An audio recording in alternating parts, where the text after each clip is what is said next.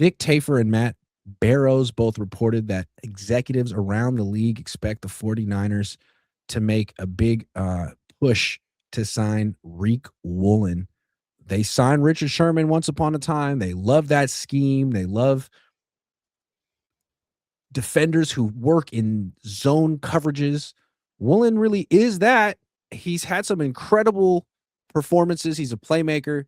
He's very inconsistent. He seems a little immature. The Niners have torched him before. He had that awful taunting penalty in the NFC Championship game, but he is very talented. What do you think? Riq Woolen. Should they get him? Talk is he wants $20 million a year.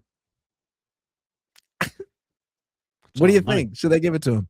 4 years. The estimate I saw was 4 years, $76 million. That's 19. I bet he'll get it too. I like this guy. Now, I'm not a big free agency guy. I just don't really think. I think if you go with too many free agents, it waters down your locker room, and you really got to build in the draft and just pick and choose a couple players in free agency. And then the players that come in free agency better be able to fucking play, because if they can't play, then all of a sudden all the guys in the room are like, you paid this guy and to help us and he can't play. So you really lose face with your players quickly if you sign a bunch of free agents that can't play. Mm-hmm. So that's one. You won't pay me, but you brought in this stiff who you don't even know, and he sucks. Yeah. Yeah, that guy over there. Yeah. Oh, yeah. They love him. That's the way to ruin your locker room. So the thing with Riq Woolen, though, is I like this idea. The two guys from Seattle that I'd be interested in would be Mafe and Woolen. Mm-hmm. Woolen's 27. This guy coming out didn't run fast. He ran blistering fast. We're talking about 4.26 speed. He is an absolute elite athlete. I mean, one of the greatest athletes of all time, freaky athlete.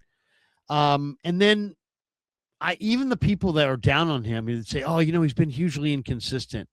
Well, guess what? The guy played wide receiver at Texas San Antonio for like 2.5 years. I mean, he transitioned to corner, but he transitioned to corner like towards the end.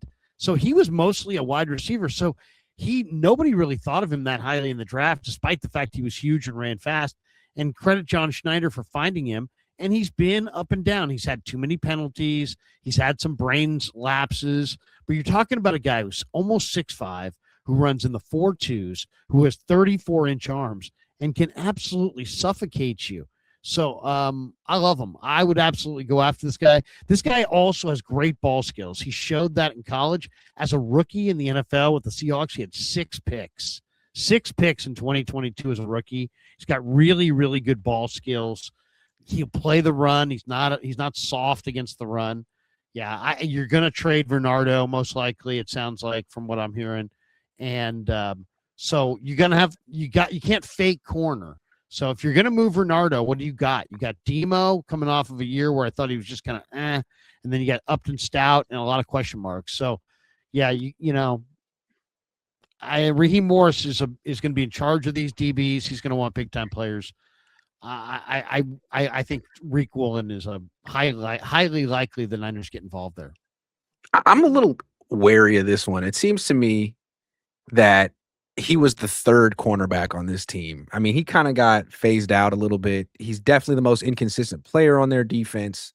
The Niners have not torched him, but like had success going directly at him more than once. He's good in zone. He is a playmaker. He's 6'4". He's got speed, but you've seen if he has to actually cover someone like Ricky Pearsall one-on-one, I don't know. I don't think he really has the movement skill to handle a route runner like that. He's just inconsistent. I wouldn't give him $20 million a year. I wouldn't give him $20 million. He's a good player, but I think there's a reason Seattle won't. They're going to pay Devin Witherspoon. He's worth it. But Riq Woolen, I wouldn't do it. Well, they also, you can't pay everybody at one spot, and they do have Riq Woolen. They're going to pay Eamon Worry. They already paid Julian Love. So they got guys who've already paid, and I think they're going to let this guy walk. But as far as the Niners are concerned, who are the Niners paying back there? They're paying Demo. That's really it. They got to pay somebody. They need a big corner. The draft, I'll say this. I love the draft, but I don't love the draft at corner beyond the 3 or 4 prospects. And even those prospects have some glitches. So also, I think this is a late bloomer. Drafted high, like with cornerbacks. They've drafted Bernardo in round 2. They drafted Shante Spencer in round 2. They took Ahmed Plummer in round 1 when I was a kid. Who was the other dude they took in round 1, like in 19? R.W. McQuarters. R.W. McQuarters, he also had returned. Really do it. Mike Rumpf. Those are the 5. Those Dana are the guys. Hall. They didn't have much success doing it. So when the Niners make big investments in cornerbacks, it's usually in free agency. Nate Clements, Richard Sherman, Travarius Ward. So this would be right up their alley. Go get Riq Woolen. You know exactly what he is. If you overpay for him today and 3 years ago, it might look like an underpay given how much the cap goes up every year. I could definitely see the Niners doing this. I mean, look at this way. I think we all have to change our thinking from what's the most important thing in football. Okay, so we start with, it's the quarterback, and it is the quarterback. Okay, so it's the quarterback. That's the most important thing in football. The next thing we always think about is we got to get offensive linemen so we can run the ball. That's the old school thinking, right? Run the ball, stop the run. And that's great, and it matters.